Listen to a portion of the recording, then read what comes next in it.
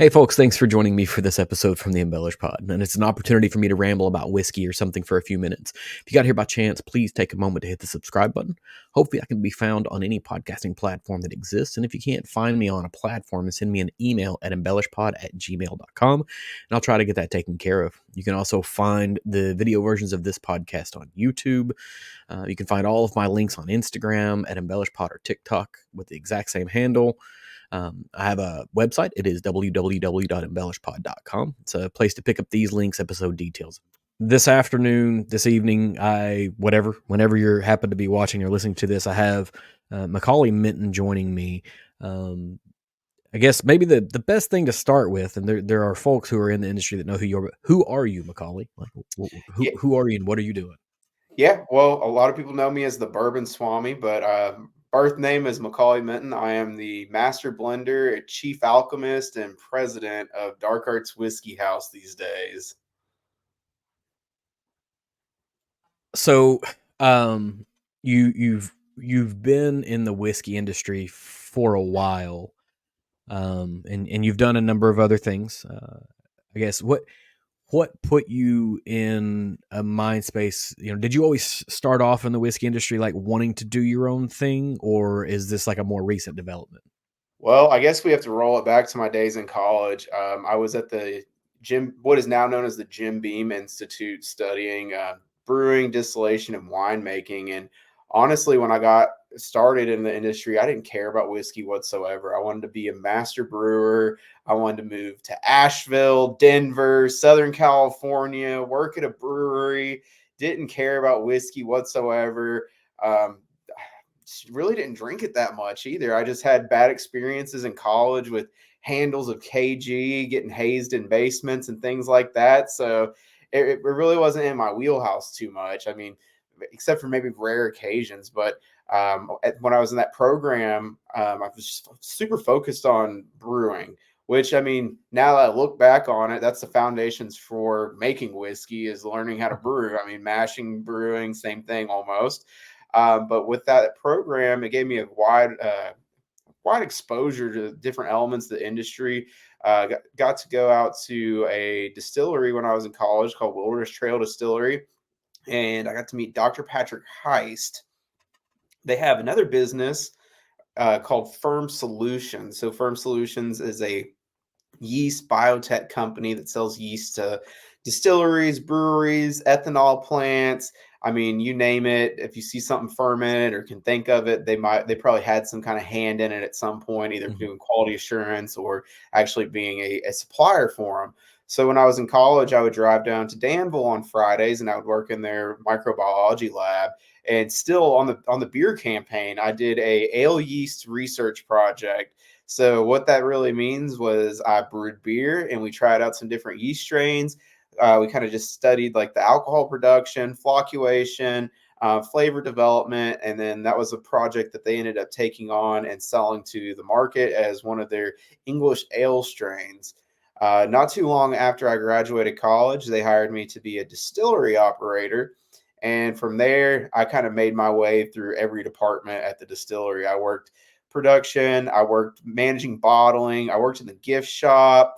Then ultimately, I started the single barrel pick program and started working in quality control, selecting the barrel picks, and then also doing sales and marketing. So that's where I spent the bulk of my career, was running the barrel pick program. Even though I played like musical chairs of jobs, like every 3 months they'd be like, "Oh, well, we need someone to do this. How about you try that out?" So but it really just gave me a broad perspective on what it takes to run a distillery at that point. I mean, if I was at a large company, it would have been like management training boot camp, like, where they send you in, you work at each department for a few months. But it just really happened organically for me.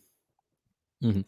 And that's I always am interested to hear how these things sort of happen because, and you're right, beer and whiskey kind of go hand in hand. I've always said that beer is just like underdeveloped and underaged whiskey. Right? It just hasn't grown up yet. And I say that, and I enjoy beer as well. I don't know too many folks, at least in the whiskey industry, that don't. But um, it- did you were at the Jim Beam Institute? is that where you started, or did you begin your? Because like did when you were an 8-year-old Macaulay, you're like, I'm gonna one day make beer, or how do you get Oh, to beer? no. I went through a massive life transformation over the years. I mean, at 17, I was working in the United States Senate as a Senate page.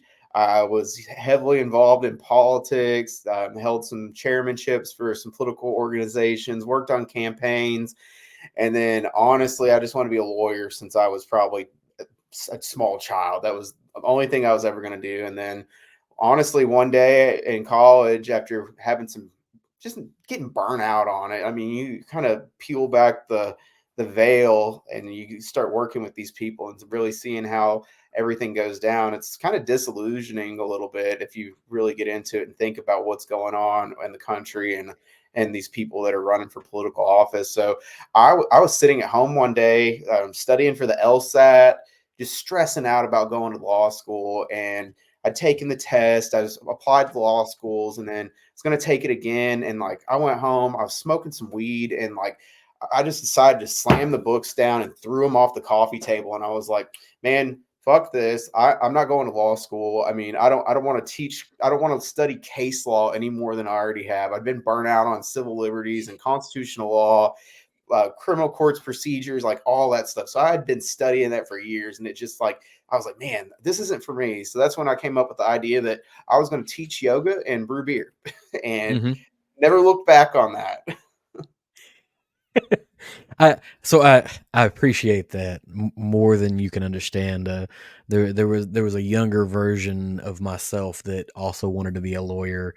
Thought about going to law school. Then was like, maybe I don't want to go to law school, but I want to get involved in Kentucky state politics. I did the KY and Kuna thing as a kid. I went to Yeah, the youth assemblies and did all of the things and loved arguing or whatever, and even went so far as to be involved with some political parties that I no longer have any remote affiliation with, and was like, yeah, hey, this seems like a good idea. You've come from the state of Kentucky. You can draw the correlations that you want to draw, but largely it becomes disillusioning. And I've had a friend who's taken it to the level. He became a lawyer. He ran for a state representative position in the state of Kentucky. So there's a few folks that still have that passion. I don't, and I get it. I get that completely. Now, are you going to bring yoga back eventually? Like you've moved beyond brewing beer, but are you going to like start doing like whiskey and yoga now?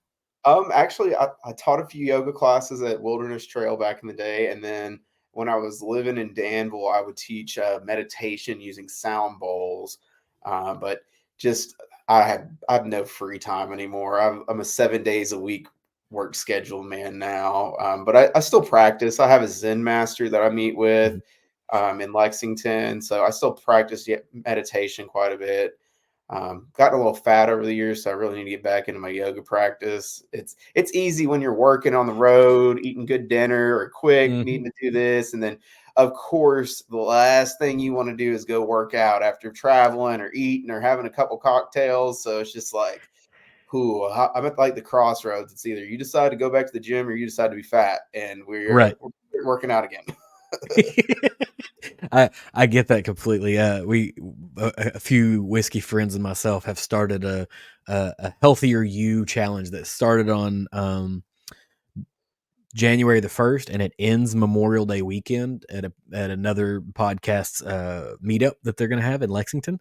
And so we all do our final weigh in like in person. We're going to be there for it and see how it goes. But work and life often interfere with those things. And so we're 23 days in, and we've got a Discord channel going, and we're talking about it, and it's not going super well for a lot of folks. But so you've begun. Let's get into the meat of your whiskey house.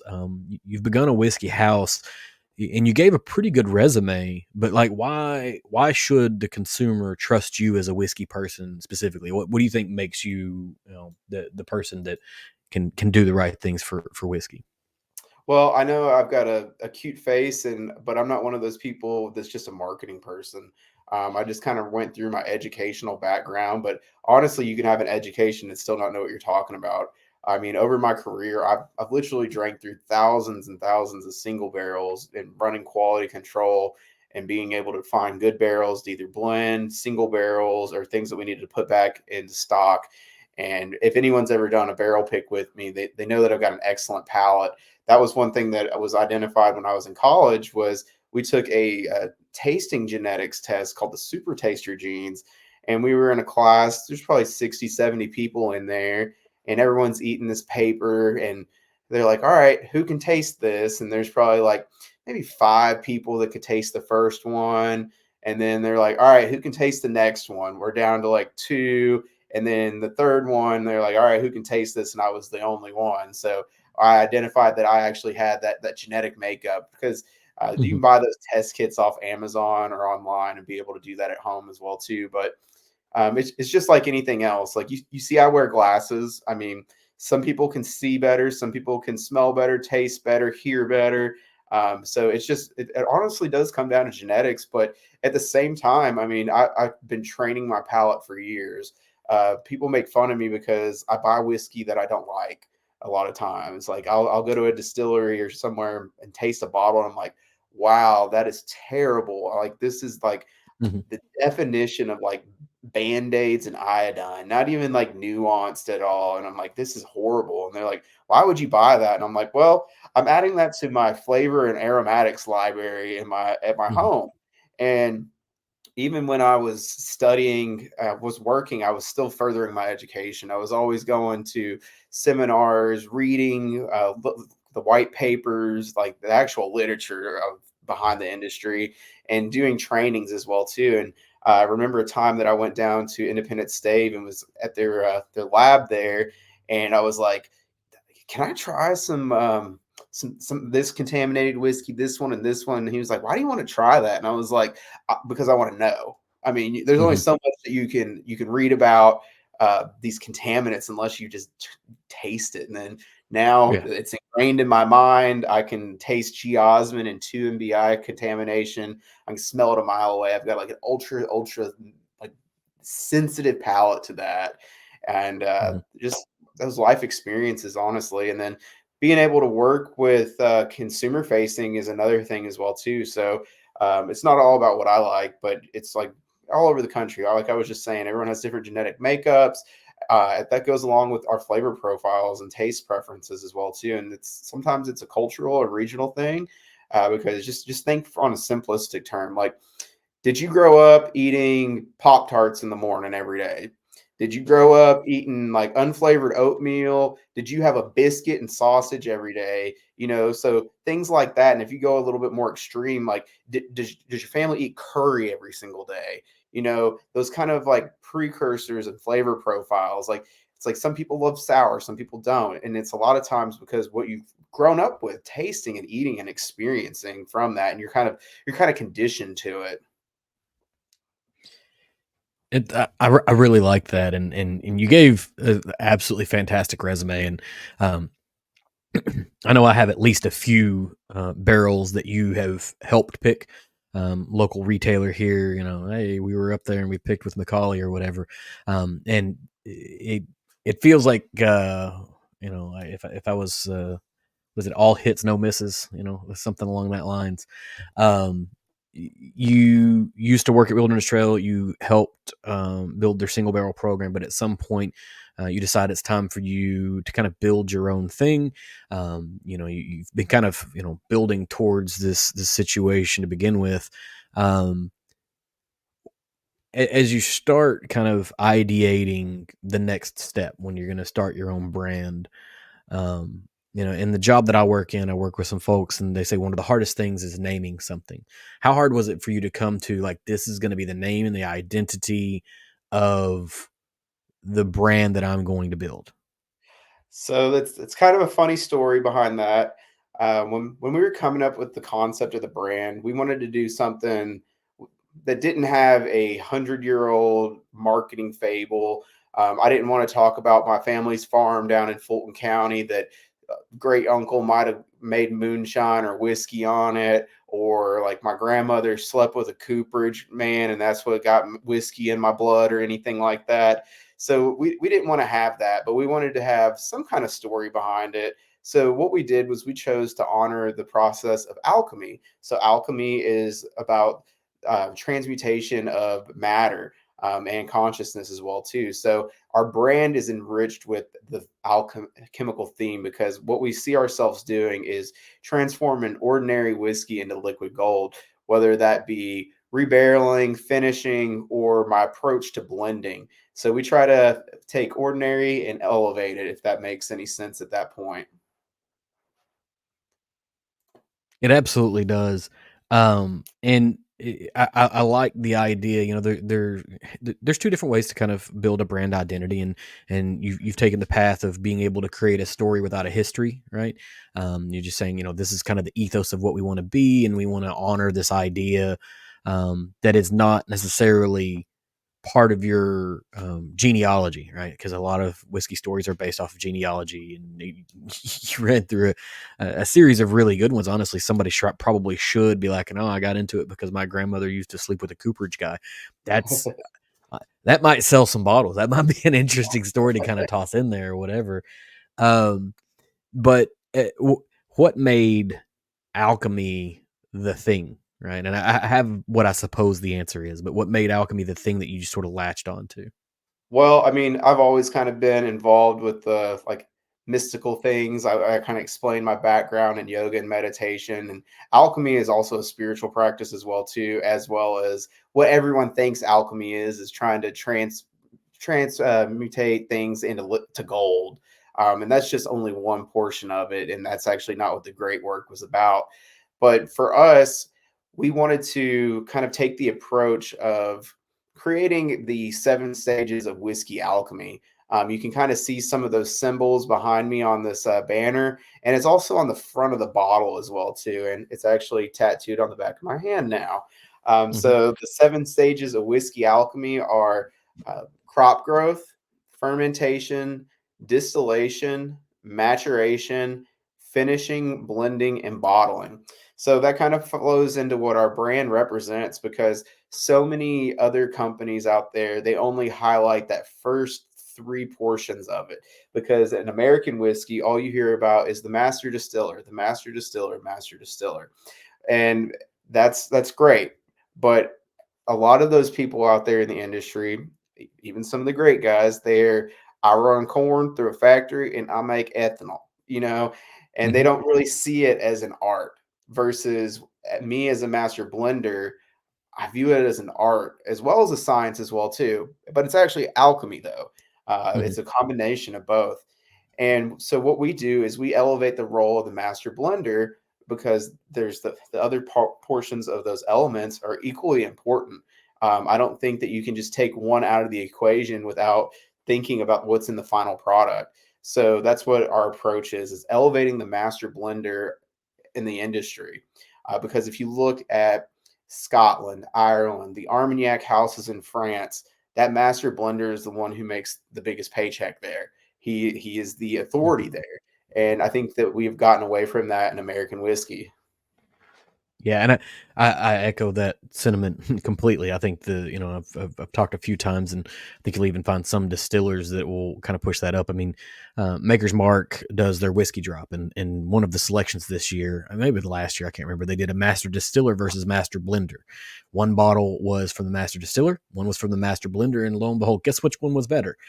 The person whose job it is to continually blend these things. And I like the alchemy approach, and you used the term, like science and magic. And I've always kind of, not always, more recently, I've kind of believed that the difference between science and magic is virtually imperceptible. It's something will look magic until you dive deeper and maybe find the science behind it, but that doesn't mean it's still not magical, right? Like the idea of taking a seed and putting it in the ground and then it grows up into a plant that makes more of what it was. Yeah, we understand some of the science things that happen there, but also that's pretty magical, and that's where kind of that alchemy idea blends in science with art, right? And I I appreciate that. Like this is, at least from a consumer, from a whiskey geek standpoint, maybe some folks will just come and pull a bottle off the shelf, but then there's like this other group of us that are, sort of a little esoteric and nerdy and, want to dive into the weird shit that Well, I exists mean, out there.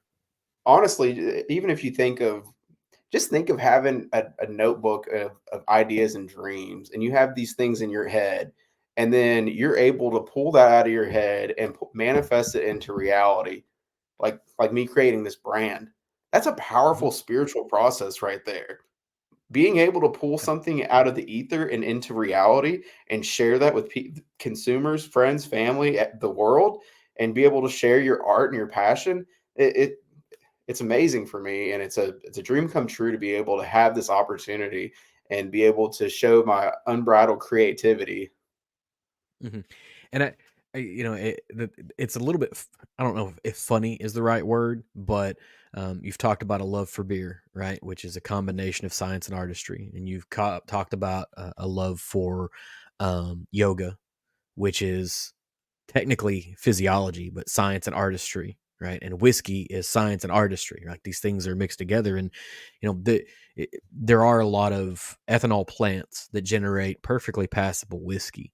And what it feels like to me is there are things that you can effectively mathematically do to generate art that is attractive to the human eye, right? You meet certain expectations. You've got the whatever the shell pattern is, and if you put things in certain places, your eye accepts that. But take it from acceptable to exceptional is where the real art sort of happens.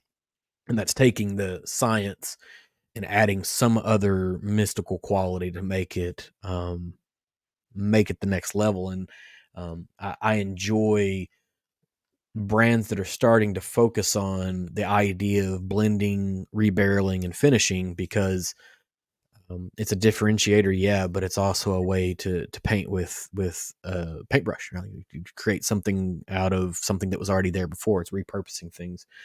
Um, to that end, you've built a flavor library at your house to kind of understand how things go. When you set out to, kind of, I've got 3 bottles here that you created. When you set out to do a bourbon, do you have a flavor profile in mind, or do you let something else guide you?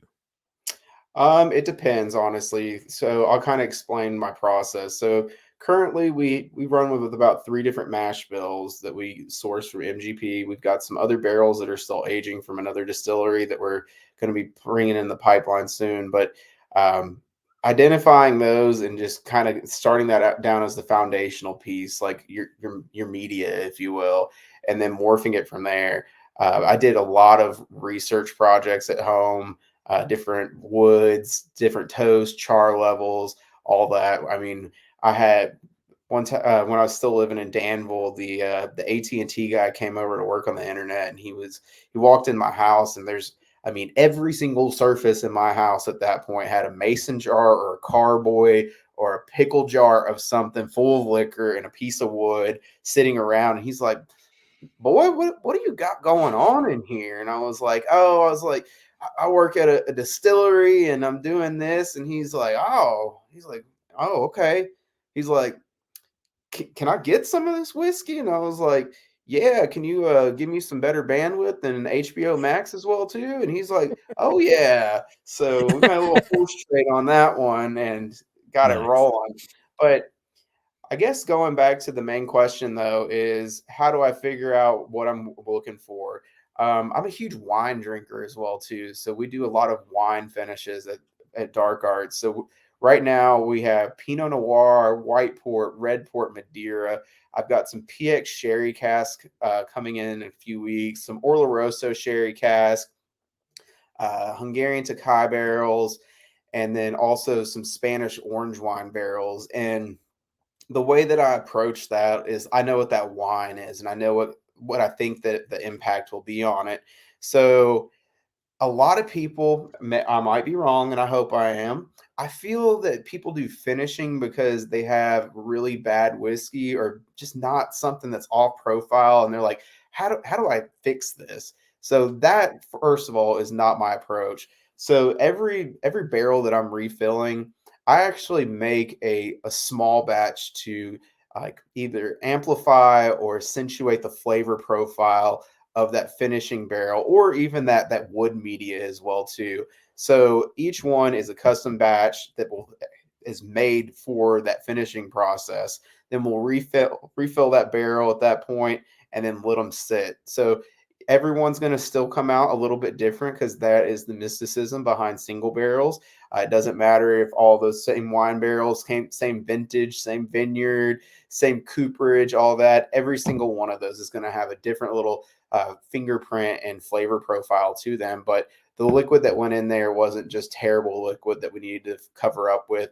It was artisanally blended to match and accentuate that flavor profile, or and vice versa too. I mean, I didn't buy the whiskey to make the wine barrel taste better. I actually Mhm. thought that I could develop and get better flavor reach and take it to new dimensions using those barrels or different maturation techniques.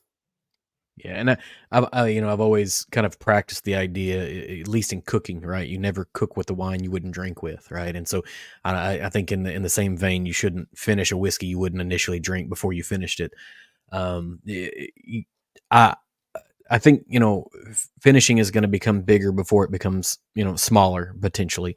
There are some finishes that are maybe overdone. There are some finishes that are popular. There are some that are underdone. I like the Pinot Noir, right? Like not many people are doing Pinot Noir on a regular basis, at least not from what I've seen. But when you explore finishing, do you have sort of set in your mind about how long each different varietal of wine or whatever spirit you might have to finish is going to take to get there, or is it a just a taste and see situation? The latter part, it's just a taste and see situation, and that's the same with staving or any other kind of wood finishing that I do. There's no magic 90-day check off point and then we decide to pull it. It's just based off of taste and my preference on it. Some barrels need to go a little bit longer, some don't. And then there's also environmental considerations you have to think of as well too.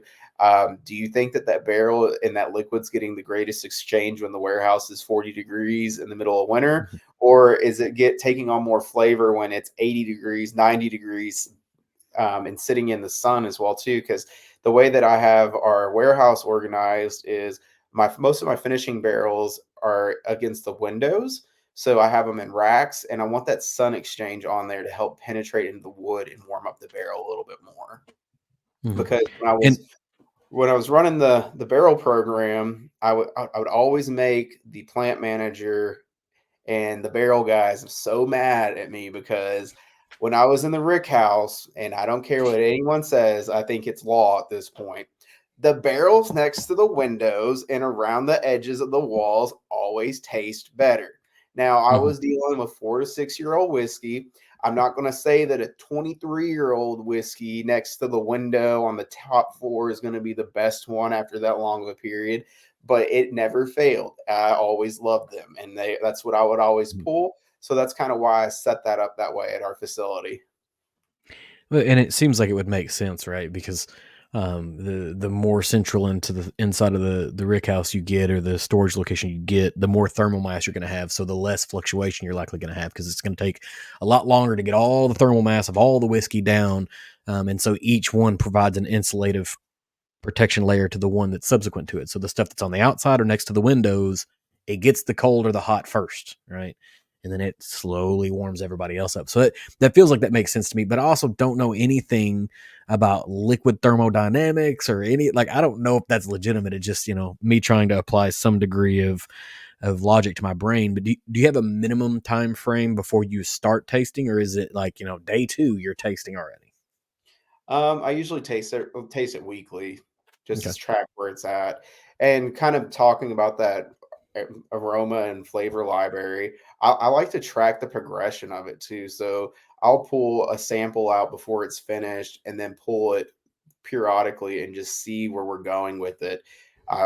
Basically, just for my own knowledge, but we might be able to map it out better. We might figure out that, wow, at 3 weeks, this one's it. It's ready. It goes past, it starts developing this direction. That's not what we're looking for. So maybe one day I'll be able to quantify it a little bit better and even take in some of those environmental factors to play. But right now, I'm a redneck scientist and a self-made alchemist, so I just know what tastes good. I just know what I'm doing with my hands and can't really explain it on a white paper level like some people out there can. Well, I mean, you've got to do it before you can write the white paper on it, and maybe you don't have a control like a scientist would do, but we're talking about whiskey, so we can have a little bit of artistry here. As you're kind of building this progression of the whiskey, are you using like a common vernacular, or using like a 1 to 5 scale on each component? Like, how do you build something that you can look back on a year from now and be like, okay, no, I remember exactly how this whole thing works? It's just cataloging it at this point. Mhm, And I mean, even like I said, the variables are there. I mean, it's just different barrels, different staves. And then that's another thing too, is like when I'm doing staving, for example, not every single one of those barrels is magically full when you buy a 7-year-old cask. So that's mhm, another variable in there as well too. So I have an idea of where it's going and what it's doing. But mhm, long term, I'd be very interested to dig into that a little bit longer. I'm actually would like to start doing some research with the University of Kentucky on some flavor mapping and doing some maturation studies. So we're been in talks about doing that and getting me on board with that program. So I'd really like to get some data for the industry and actually see how that works mhm. out a little bit better. I would genuinely feel like other people should have done this in the past, right? Like you come across this idea, like I want to do this flavor mapping. Like folks should have already done this, but there's nothing out there that tells me that this is happening. It's great to see that, be a part of it. And you said you have MGP, you said you have some other distilleries as well. Um, are you trying to identify specific places that you're going after?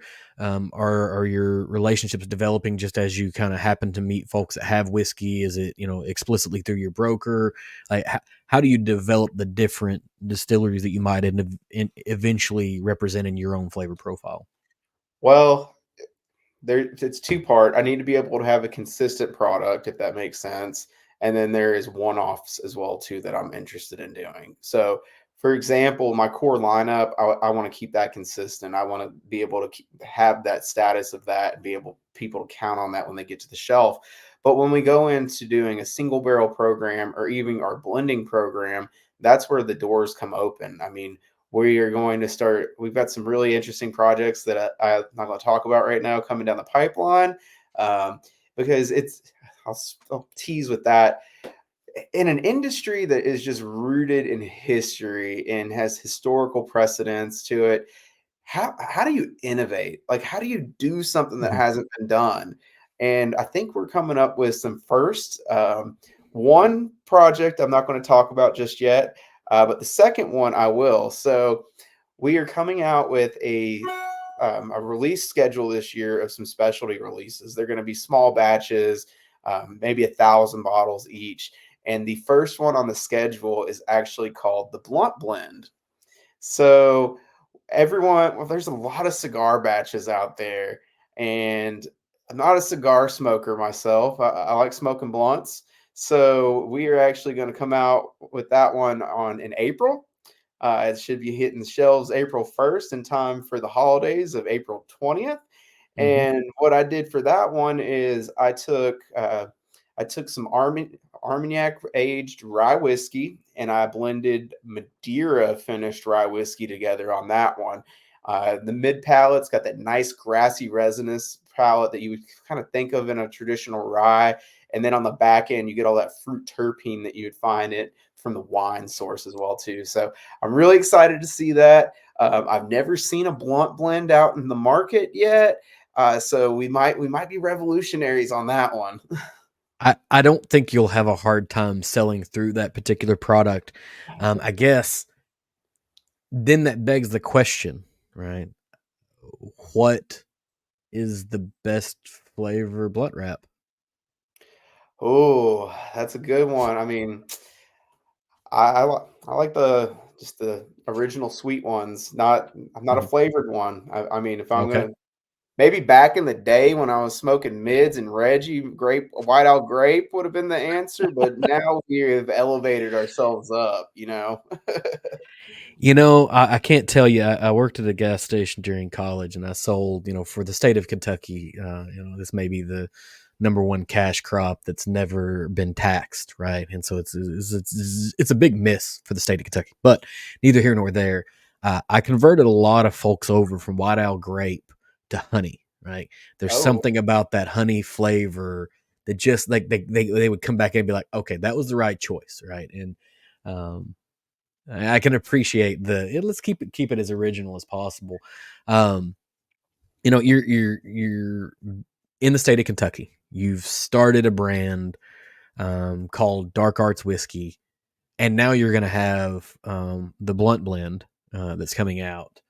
Do, do you feel like this is risky when you're in the buckle of the Bible Belt? Right, you're going to well, I scare some mean, white folks. the only thing I could hope is if there's a huge backlash and they buy every bottle off the shelves and pour it down the drain. Would that not hurt your soul just a little bit if it all gets poured down the drain and never consumed because you created art that just got burned? Or is it they're Well, as like, long as they're I did buying it, something that's strong all enough? that matters. Hey, Return it I can back to appreciate it. the And earth. Gotta come back sometime. But no, I right. mean, we're in Kentucky, but that's just one of 22 markets that I'm in. And I Mhm, mean, I don't know what the polling numbers on consumers of cannabis in Kentucky is. I would imagine that more than half the people out there in the world have either smoked weed at one point in their lives or not, even if they support it or not currently. But we're also in California, we're in Washington, we're going to mhm. Colorado, Illinois. I mean, there's a lot of states out there that have embraced this. So just because we're doing something in Kentucky doesn't mean that it doesn't have a national or even a planetary effect. Mhm. You're not wrong, and I appreciate the answer. And you even tied in what markets you're in. And I'll say that the thing that's always been that is curious to me about part of that conversation is there's a particular retailer in the state of Illinois, just across the border, maybe in Metropolis, Illinois. It's right across from Paducah, right? And Illinois has certain regulations that allow for things to happen that every single car in that parking lot is either from the state of Kentucky, Tennessee, Arkansas, states where maybe they don't have the ability to purchase what that retailer is selling on a daily basis. So it is interesting, and I think the number is probably greater than 50% of adult aged people. And when I say adult, I'm meaning like anybody above about 15 years old is probably greater than 50%. The 0 to 12 market's pretty small in that particular group. Um, the let's talk a little bit about the space that you're in, right? And you guys have some standard offerings, but you're also doing some single barrels. You're doing some blends, you're doing some different things like that. But you've created a very eclectic space, right? That's how you and I connected. Is you were looking for something, and I had something, and so I sent you a skull, right? And you did some art with it, and you made it a part of it. I assume the hope is that you want to have people in the space that you're creating, right? Is that the case? That's the idea. We have had some setbacks on opening to the public. It's probably a blessing in disguise, though, Mhm. because if I was trying to operate a forward facing business to the public and traveling 20, 30 weeks a Not year, gonna work. it might not have worked out as well. Mhm. That is something we still would like to approach and handle. But right now, it's my focus is on market development and actually just holding the ship on due course. Okay. And are you guys still gonna do single barrel picks, or is that gonna be kind of in the future? Oh, no, we're our single barrel program and our private blending program is open, Mhm. but that all flows through the 3-tier system, as you know. So Yep. we don't have a gift shop, so we can't do direct to consumer. So it has to go through Yeah, those no, I specific guess channels. maybe let me reframe. When I meant you're gonna have people there, like you've got a group that wants to do a barrel pick, and they're gonna come in and they're gonna do their pick, and then it's gonna eventually go through the 3 tier system. Is that a thing that you guys are trying to position, or are you doing your picks in a different way? Yeah, we allow people to do barrel picks and blending projects, and then I also send samples out too, but I really don't like Mhm, doing that. mhm. Yeah, there's something about at least being, present during the conversation. Kind of talking maybe a little bit more about whiskey, and you mentioned, you're doing this blend in April that's going to have Madeira and Armagnac, right? And I think there's a tremendous opportunity for whiskey drinkers in North America that are interested in um, high age statements to get involved in Armagnac, because it's, I think it's a complimentary spirit for us, and you can get some really old stuff at a reasonable value. But as you've kind of explored it, what do you want to see come out of Armagnac and into your bourbon as you blend it in? I love Armagnac. That that's I've got a nice Armagnac collection. I mean, because sometimes, I mean, honestly, you're at a distillery, you get tired of drinking bourbon all the time. And I got introduced to Armagnac years ago. Jamie Ferris from Lincoln Road in Mississippi gave me my first bottle of Armagnac like 5 or 6 years ago, and then it just opened up a whole new portal, and I fell down the rabbit hole on that one. But we've actually got I've got some 10-year-old aging in Armagnac right now. But for me, the thing that is attractive about the Armagnac barrels is I like the flavor profile of it. It adds a different nuance, flavor, and mouthfeel to it. You get a little bit of that fruit profile out of it. And there's still some of that wood mass from that French oak. Most of the Armagnac barrels that I have received in are from the 80s, so they've been holding that liquid for a while, and Mhm. we've had them in the barrels for about 6 months now. And man, there's that 10-year-old in the corner that is just my favorite barrel in the rick house right now, and I love it. I'm not sure if we're going to sell it just yet, or let it age up, or what Mhm. my deciding plan is on that. I'd really like to get it up to 12 before it gets released, but it's also just going in there and tasting it and saying, okay, this is done. I don't want it to go down this path. So, but Mhm. it's all a research project, though. I mean, there isn't, there's not an academy on finishing at all. I mean, I Mhm. did a finishing project at the last distillery I did. I did a couple maple syrup barrels, so that kind of got me into the threshold on it. And I did take a Moonshine University class with on maturation, but it wasn't diving into it. So it's a lot of Mhm. trial, honestly. So far, it's been very successful. Do you ever catch yourself looking at the fact that your research projects are whiskey? Like that, this is where the adult version of you has worked yourself into a position where your research. I know my research projects are at work, and they're nowhere near as interesting as blending and finishing whiskey. Do you ever like just like get kind of caught up in it, like, holy shit, look at this? Yeah, it's hard looking from outside or the inside out, but I do sit back every now and then. I'm like, man, 16-year-old me was supposed to be the next Republican congressman from the first district of Kentucky, and now I live in Lexington and own a whiskey business. you know the it your prefrontal cortex doesn't finish developing until you're what in your mid 20s or whatever, and so whatever the 16, 17, 18, even 20-year-old version of you thought largely was probably going to be dumb to begin with, because you're not able to kind of comprehend it at all yet. So I can appreciate that. But you talked a little bit earlier about Pinot Noir, um, and I said, I think this is one that's kind of ignored. Why do you think that there's not more Pinot Noir finished whiskey in the marketplace than there is right now? A lot of people just aren't interested in it. I mean, when I called my barrel broker that I buy my finishing barrels, she's like, I've never sold any of these Pinot Noir casks to a whiskey maker. She's like, why do you even want this? And I was like, well, I like Pinot and I like whiskey. That adds up for me, so let's try it.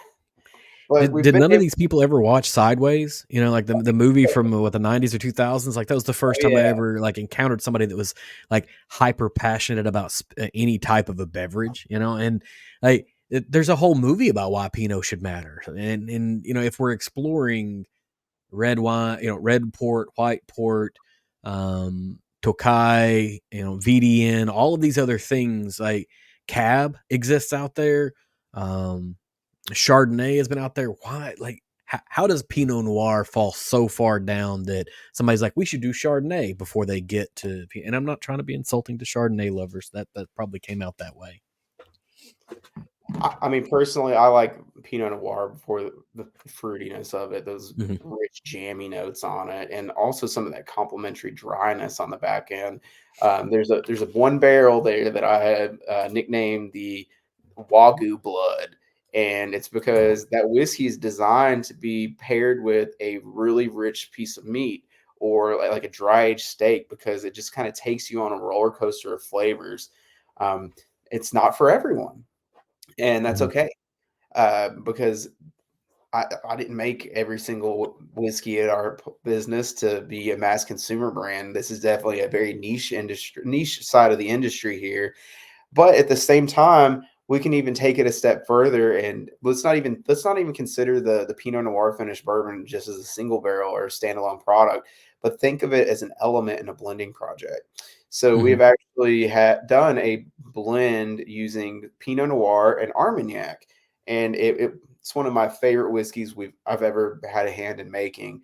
I had a customer in Florida that took some of it, and then I was like, man, this is so good. I'm just going to bottle all of this. And so I ended up calling that one Gangster's Paradise. And I'm not the smartest. And I'm kind of stupid sometimes and like to be funny. So I was like, man, there's an acronym that's like A, B, and P or something like that. And I was like, oh my God. I was like, APB, All Points Bulletin, Army Bourbon. I was like, I'm a Perfect. genius. Yep. No, and honestly, now I'm super jealous of this Armagnac Pinot blend, and I guess you said something in there. You're calling it the Wagyu Blood. Um, do, do you regularly think about your whiskeys in that fashion of like what it would pair with? Because it's really common in wine industry, but it's just not common in the whiskey industry at all for somebody to be like, oh, this whiskey pairs well with this kind of a food, and this whiskey pairs well with this kind of an environment or whatever. I'm a huge food person. I mean, I'm not a trained chef, but I mean, you better believe my food is good cooking. I mean, I'll have people over for a cookout and they come up and they're like, "Is the food ready?" And I'm like, "No, this isn't a short order kitchen. I start when you get here. The chicken wings will be ready in 4 hours." And they're like, "Really?" I'm like, "Yes." And I think that's a very common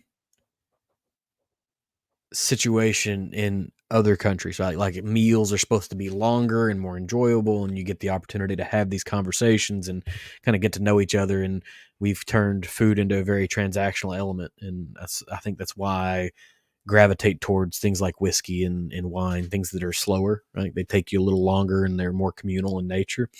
Um, going back to, I guess, a little bit of the different types of barrels that you might use. We talked a little bit about Pinot. You've mentioned red and white port, but you also are doing, and I am a absolute sucker for French oak. Period. Right, and you guys are working with this Jupil um, oak, right, from a very specific forest in Europe. Like, did you know about this beforehand and you sought it out, or somebody showed up and said, "Hey, we have these things," and you're like, I want to explore that." Like, which way does It, it it, go? it goes back to the story of the carboys and the mason jars in my kitchen. I had Mhm. wood samples from all kinds of different toast, char levels, different forest. And then when I was going through that experiment, and there's a lot of duds out there, Mhm. and then I finally got to this one, and I was just like, wow, this is everything that I want in a French oak. I mean, for me, it brings out a nice toasted savory note. I get dried red fruit, and I get a little bit of toffee and a little bit of like sweet honey, maybe vanilla on the back end of it. But I found that one, and I just fell in love with it. And then I called the cooperage up and was asking about it, and they're like, "Man, you've got really good taste." And I was like, "Oh yeah," and they're like, that's the smallest producer of French oak in the world, and it's also the most expensive French oak money can buy. And I was like, oh, of course it would be. As soon as you said it's the smallest producer, my brain immediately went, and that means it's going to be super expensive. But it definitely comes through, right? And you know, there are some finishes that can kind of go over the top, and sometimes French oak can get too peppery and too spicy and too, I guess maybe barrel spicy. But this is fantastic. It's the kind of bottle that I'll pour a little bit out of, and then I'll put it to the back of my shelf so I forget that it's there, right? So I don't drink through it too fast, right? Because once the bottle's gone, then the bottle's gone. Now I know that's probably the wrong sentiment, because I should drink through it and then buy another one, right? Like that's what I should be doing. But I'm trying to work my way through all of the bottles that I have. It'll take a little while. What is, I guess, you have a bunch of different wood types that you're using. I guess, what is your wood strategy? Like, how do you Well, identify the next finish? I actually use 3 different varietals of French oak. So the Mhm, Jalipes is the one that I use for my core lineup. It's actually like a very heavy toast. It almost looks charred when you're looking at it. And then we've got 2 other different toast profiles that we work with. One is I've dubbed it the like creme brulee toasted marshmallow bomb. When you look at those staves, that you can barely tell that they've been toasted at all. It just brings out that rich, creamy vanilla, like sweet, sugary notes in it. I've got one that's a little bit more toasted, and I call that one like the brown sugar molasses bomb. mhm. So those are both ones that we use in our single barrel program, and we're actually going to come out with another specialty to release around Derby using the marshmallow French oak. Oh, that's a good question. Do you guys have anything special? You've got a bottle that you're wanting to release around Derby, and I've seen you guys at event after event after event. Are you planning anything special beyond the bottling release for Derby? We're gonna have some events surrounded the release of that bottle. We're actually Mhm, teamed up with a charity group that supports the Black Jockeys Association. So mhm, we're taking the alchemist off the front of the bottle there, and we're putting one of the most famous like jockeys of all times, Isaac Murphy, on the front of the bottle. So if you don't know who Isaac Murphy is, he is one of he was basically the Tiger Woods of his day, like just um, a true leader in the horse racing industry and a man of his time. Because I mean, this is a long time ago, wasn't the most conducive area for African American and the horse racing, or I mean still isn't sometimes in that industry. But he was a pioneer. I mean, he won the Derby 3 times. And he was mhm. just a national hero at that point. So we're actually going to honor him on the front of that bottle, and we're going to have some launch events around that, and that will be distributed in Kentucky and on our online retail store as well too. Okay, and so you have an online retail store. What's is there? You said there's 22 states for the online retail, or you're just in 22 states? We're in 22 states. You can purchase the core lineup and ship it to any continental U.S. state from Dark Arts Whiskey House and click on the bottle Mhm. shop. Okay. Um, I guess the what does everybody kind of sets out on a path with their brand, right? And I think you said right now you're just trying to develop it, but like what does 1 year, 3 year, 5 year, what does success look like for Dark Arts Whiskey House? Well, I'd like to continue to grow our finishing program. I'd like to build out more and just have tons of different colas and SKUs for that, and just opening up the library of flavors and barrels, getting some older stock, and also sourcing some other barrels from other distilleries too. I'd love for people to be able to come in and be like, all right, this is column still production, this is pot still. We got Indiana, we got Kentucky, we got Tennessee. I've got European whiskey. Mhm. There's unlimited potential with this brand, honestly, because we don't have like a specific conformity that we work with. We work with innovation and just finding and identifying new finishing techniques. I mean, there's something else out there in the world that we could be able to show and explore. This year, we're going to be working with a bunch of Japanese wood, so Mezanara and Sakura wood. I'm working with some African wood, exotic woods as well too. So just continuing that innovation train and just not getting stuck in a rut on, oh, this is what we know best. Let's keep with this. I want to just be able to elevate and pivot throughout the years and just ultimately grow that that way, and also I want to grow our blending program as well too, that custom blending program. So we actually had an article written on us recently, and it's getting picked up by Whiskey Advocate, talking about the private blending program, because that allows people to come in, choose different elements, and really come up with a combination of things that they love. So I was talking about the Armagnac Pinot Noir earlier. We've got another Armagnac and French oak coming out, and then I've got another client that did a Madeira and French oak. We've got red and white port rye whiskey coming out. We've got some really interesting like double barrel projects where we'll mingle two different single barrels together. So just really developing that and just seeing what organically evolves out of it. So when you do these sort of custom blending projects, do you kind of give them free reign, or do you have to put some guardrails on? Because I can imagine for me, right? Like I'm a little bit chaotic when it comes to stuff like that. I'm like, just put the things together and see what happens next, right? And that's probably not the right approach whenever you're trying to come to a positive ending. Do you give a lot of advisement, or is it just see what happens? Well, it would be very overwhelming just to be like, all right, here's the drill, go figure it out. So I do try to give guidance. I try to listen to what kind of flavors they like, and just see what we can do and layer it out. I mean, if someone comes in and they're like, we absolutely don't want wine finish, then we're not even going to start with any of that. So Mhm. that puts it into a certain realm. If we're not interested in rye whiskey, that just knocks out a whole nother realm as well too.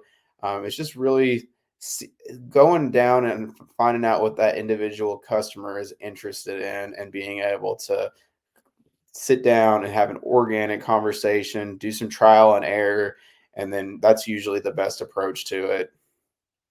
Do you ever And find there's yourself like 10 wanting? Go people in ahead. the room. There's like 2 or 3 decision makers only. There's no, Mhm. sometimes you can get too many chefs in the kitchen, and that Oh yeah. doesn't work out. Yeah, making a decision by committee rarely goes well. Do you ever find yourself wanting to or needing to challenge someone's perception that I don't want a wine finish or I don't like rye? Because I know at least growing up in Kentucky, I thought I didn't like rye for like the first 25 years of my life, and then finally I tried something. I was like, oh no, actually this is pretty good. And then you kind of explore things. It's funny, I've had so many people tell me that they don't like finished whiskey, and then I start pulling out samples of things, and they're like, "Wow, I think I was wrong. I think I've just had very bad finished whiskey or in my life, and this is incredible." And one of those that's done that time and time again is our white port finish bourbon. It's just Mhm. beautiful. It's not overpowering. It's not masking the whiskey. It's not like we're drinking grape juice. It just the flavors just blend very well with it. And then on the rye whiskey front, it's funny because we go to these tasting events and people come up and they're like, "Oh, I hate rye." And I'm like, "Well, why don't you try this Amburana?" I was like, "Do you like cinnamon toast crunch?" And they're like, "Oh yeah, that sounds amazing." Because I mean, Mhm. there there's the 1% that all knows what Amburana is. These whiskey insiders, like, and it's either I hate it, I Yeah. love it. But 99% of the people out in the field do not know what Amburana is. So I've showed that to so many people, and our Amburana isn't very overly done like some other brands out there. I Hmm. find it to be more approachable. And if like cinnamon and vanilla and apple is kind of in your wheelhouse, then you'll enjoy it. But if you hate cinnamon, then let's not drink it. I've converted a lot of people into saying, "Oh man, I hate rye, but man, this is really good. I can drink this." Because for me, I see rye out there in the market, and I think that people, unless you're a serious whiskey drinker, a lot of people think rye whiskey. They think like old man whiskey, like it's going to be hot, spicy, blow my socks off, pickle my lips, like some Hmm. cowboy killer shit out there. And it doesn't have to be that. So Amberana is probably the most divisive finish in whiskey right now, maybe at least in my perception. And it feels. I always say it feels like that. Um, Serious whiskey drinkers feel like it's beneath them to drink it. And if you describe it as cinnamon, people automatically go to Fireball, and they're like, "Oh my god, I'm going to drink a bunch of Fireball." And that's not what Amberana does. Well, I guess maybe Amberana could do that to whiskey, but that's not what it does in an appropriate application. And y'all's Amberana is very much refined. and that's it's not kind of overused. It's not too cinnamony.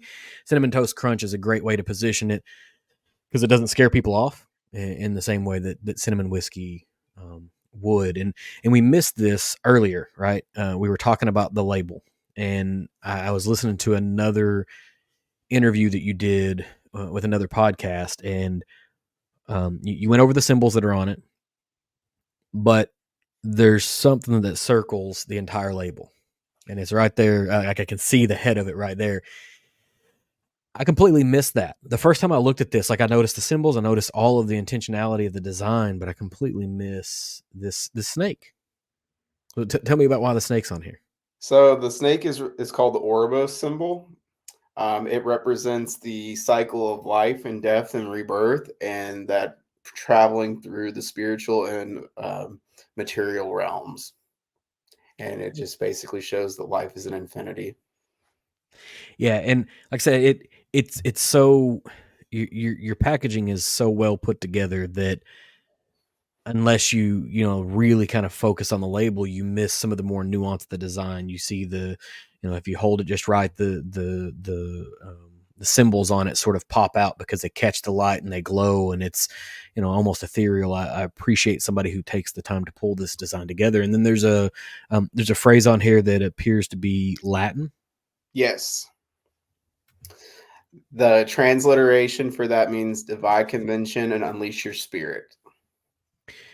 Did you learn Latin, or did you have somebody who speaks Latin put this out for you? Or like, how do you get this? Believe it or not, unsuccessfully took a few Latin classes in college, and the funny thing is I'd been emailing old college professors, like getting no response, and then finally I was like, shit, it's 2023, man. Just get on Instagram and ask someone out there if they know Latin. And of course, I had 3 people coming out of the woodwork. They're like, oh, I got a master's degree in Latin. And like this other lady's like, oh, I'm a college professor in Latin. And this other lady's like, oh, I teach elementary school Latin. So they all 3 gave me 3 different transliterations. They all meant similar things. And then I ended up throwing the dart and like, all right, we're going with this one. This one's the best one that I like. Yeah. And I like I said, the design of this, is a very well put together package. And sometimes you're just putting, lipstick on a pig, but at the end of the day, what's inside the bottle matches the exterior of it. And there's an intentional beauty in the French oak and the bourbon and the Amberana finish that I was able to taste. And I was super excited to share these things with folks as well as I go about my daily life. And yeah, and I don't know if you noticed, but on the corners and around the neck of the bottle, that gold line, that is actually I'm probably going to butcher this one because I'm from it's Fulton kintsugi. County. Yeah, you know it right there. So Mm-hmm. there's a lot of things going on in those elements of that label right there. My wife is a very artistic person, and I've broken a fair amount of things, and so I learned about kintsugi a long time ago just because I break things, and she was like, "Oh no, we can keep that. We can do this other process," and I'm like, "I don't know what that means," and so then I Yeah, had to look it up. and so I mean that art is kind of tied in with Japanese philosophy, and that is it kind of encompasses like the conceptions of like non-attachment and acceptance of change is what it is, and it kind of just shows that just because something's broken doesn't mean that it still doesn't have value to it.